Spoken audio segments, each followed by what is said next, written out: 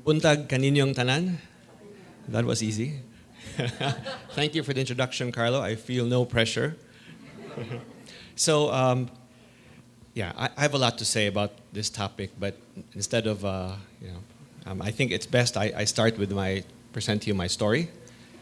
My company, my brand, everything that I do is synonymous with craft, of course. So, my first, my inspiration up to today has always been nature. You know, when I came back from my studies abroad, I came back to Cebu and I took over my mom's furniture company. And she was making reproductions then for a lot of foreign companies, just like everybody else.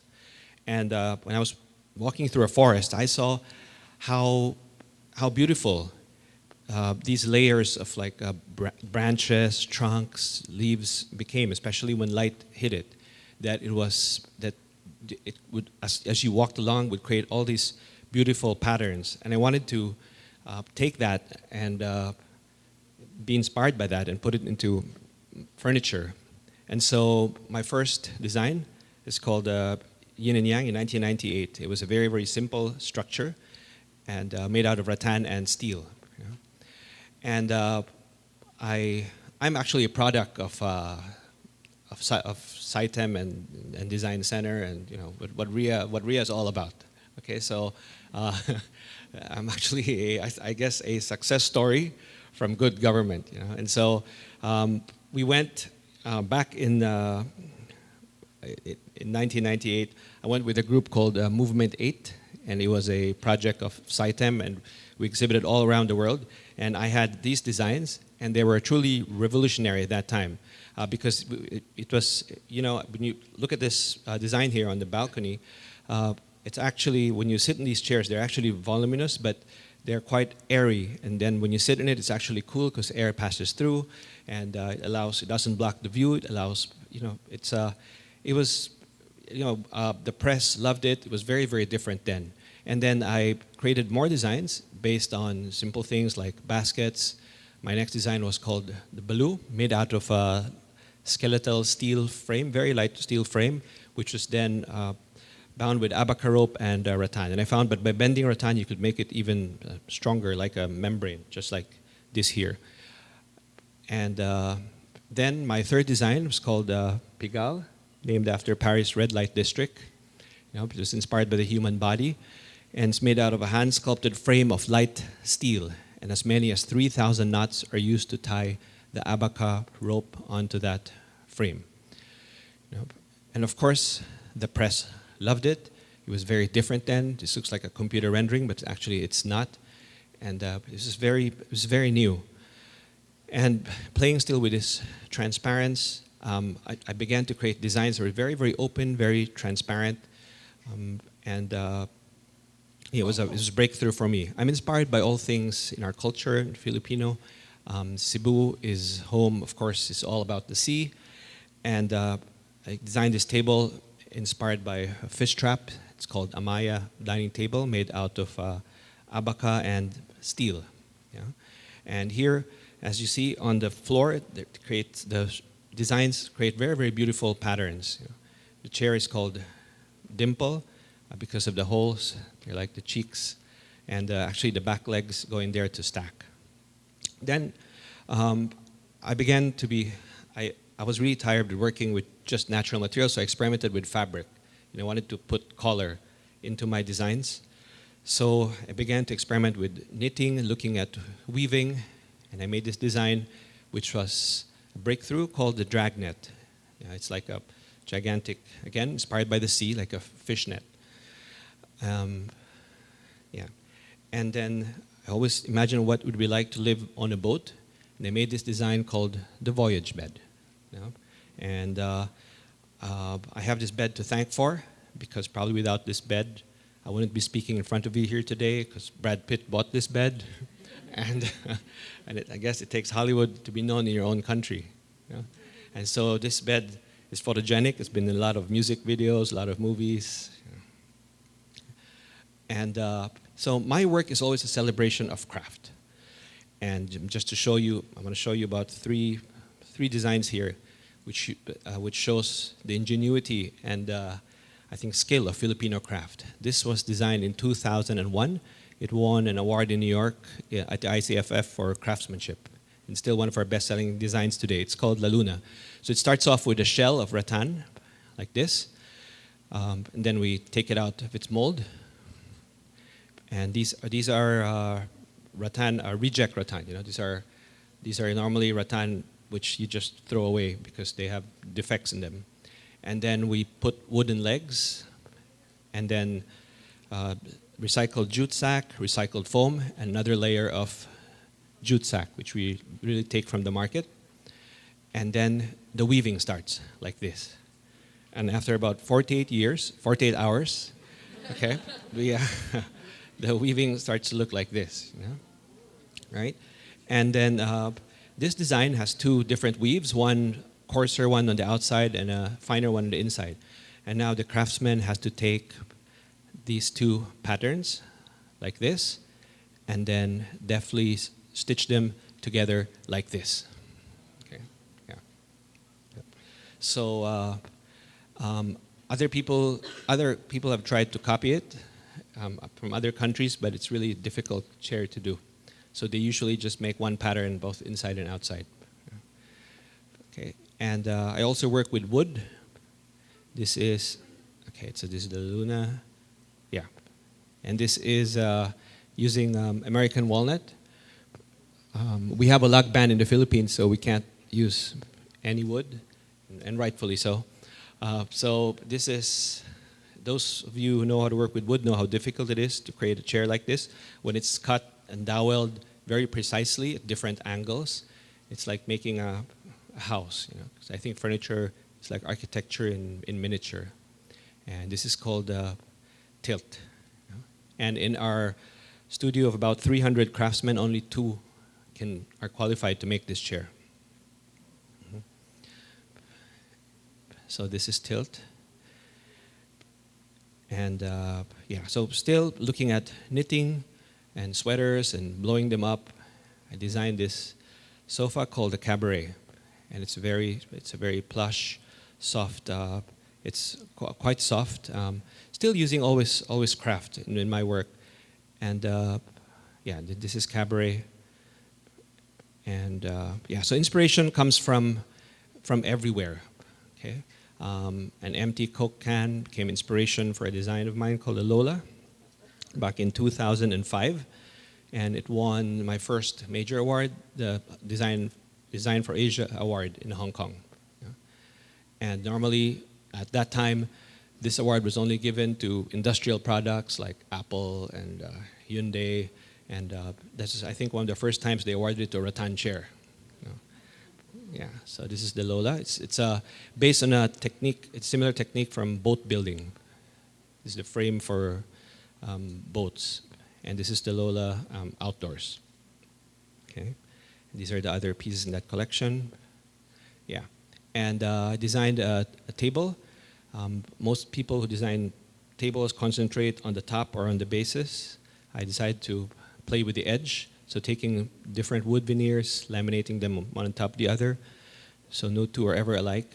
I designed this dining table. It looks like stacks of paper floating on stainless steel legs. And these are the chairs called parchment. They look like old bound manuscripts. These are the cabinets.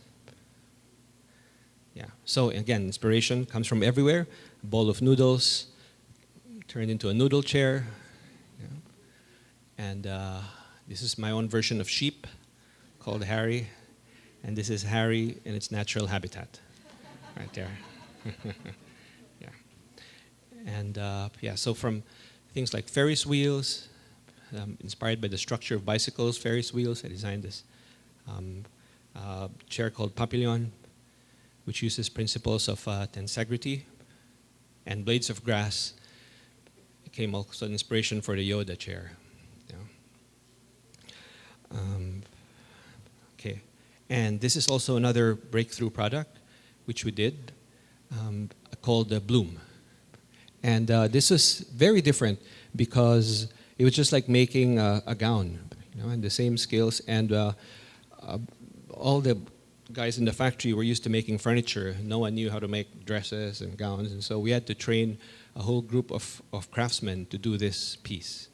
And it's actually a lot of work because we have to put like little stick bones into each to hold the shape in place. You know?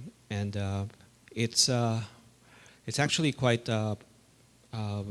It's not a product you would expect from the Philippines, but it's actually one of our also best-selling products today. And the Vitra Design Museum had called it truly an exceptional work of artistry. You know? Now that's the bloom, yeah, right here. And this is leaf, still using the same technique. And so my design is always about fantasy. And so as a child, we knew how babies came. The stork brought them to our doorstep. And so this is my design, inspired by that story. And yeah, this is also another piece which I designed about 3 years ago. Again, this is another very different technique, using very, very fine wire weaving. And this was very difficult to do. One piece took about 3 months to make. We would take these mannequins, hold them together, weave over them, cut the piece apart again, take them out, and then we have to fasten them again. And so with this, we made a social program, and we took these kids out from the streets and trained them how to weave. Yeah, and they used to make them in 3 months, and now they made it down to a month, to 3 weeks to a month now to create one. Yeah, and these are the other pieces in that collection. Yeah, and actually the structure there's a very, very thick, there's flowers all over the piece that actually, hold the whole piece in place. This is a peacock. This is my interpretation of the traditional Filipino chair. It won an award in Las Vegas at the contract show, beating 3,000 other entries. And so I think furniture is just a stepping stone to other things. So I design also transportation, and well, I'll show you. This is in 2005. I wanted to exhibit in a special place outside in the Milan Fair. The Milan Fair is the most prestigious design show in the world. It's now bigger than their Fashion Week. And when they learned I was Filipino, they were going to put me up on the 3rd floor at the back, all the way in front of the bathroom. And it was really hard to impress them. So I asked them, what if I brought you something that you've never seen before? And they said, what? I said, how about if I bring you a car made out of bamboo, carbon fiber? So I had 3 months to make it, and based on the topologies of the furniture, we created this actual car called Phoenix. It's made out of rattan bamboo. We didn't have time to put an engine. It rolls, yeah. And in fact, when we brought it to Milan, they put us right in front of the building. Yeah. And so I still exhibit in Milan up to this day. This is the piece. And of course, I just made this in order to sell my other furniture and get a good space. But it became actually the subject of a lot of studies. From a university in Germany, I was invited by Audi to talk to them about putting natural materials in cars. It became the cover of a very important book published in New York called Post Petroleum Design. It even became a subject of an ad from one of Belgium's biggest bank. It's called Tomorrow is What We Make It. Yeah, a Filipino car right there. And yeah, and then designed this. It's called the Eclipse. It's a luxurious take on the tricycle. It actually has GPS, cup holders, the whole works. Yeah, and this is Eclipse in Paris. And yeah, and then from then on, I had a little collaboration with Disney. Disney actually, Disney USA, never had a furniture line before for adults, and so they asked me to interpret the world of Star Wars through a Filipino designer's lens, and so this was very natural. I always wanted to sit in one of these things as a child, and so I created a chair called based on the TIE Fighter, and this is the actual piece. And these are the other pieces in that collection. This is, of course, inspired by the Dark Lord. And, and this is the Jedi lamp. You know? Yeah. Yeah. And let's see. Yeah, and so I do other things, just like installations, just showing you really quickly now. I think that, so our topic is, of course, crafting futures. And from furniture, then I went on to design other things in collaboration with a lot of people. One of them, well, I do also interiors and spaces around the world. If you have time, please visit. This is a shameless plug. It's a bar I designed about 12 years ago. And it's made out of solid onyx. The floors are lit below. It's been in a cover in a lot of design books around the world. Of course, I collaborated in the airport, now using craft in architecture with the solid wood. And this one, of course, as you all know, an award beating Singapore's Jewel. You know? Yeah, which I really didn't think was possible. You know? Okay, and yeah, so these are the interiors. I collaborated also with architect Baxia to design a chapel made out of bamboo, attached bamboo interiors, just not very far from here. And we're designing using craft now and other things like trying to design the stations for the bus rapid transit, using also craft these are some of the studies for the bus rapid transit system here in Cebu. Still using, and we're exploring using bamboo and natural materials, in fact, for that. Yeah.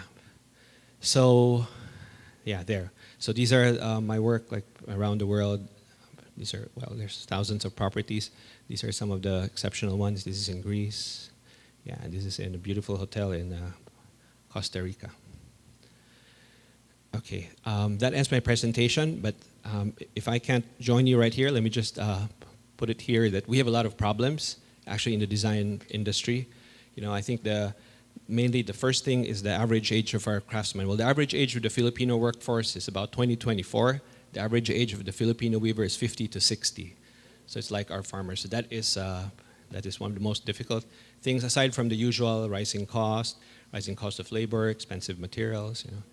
And yeah, so thank you very much for this opportunity to share with you my story and how craft, you know, how craft can change the world. You know. Thank you.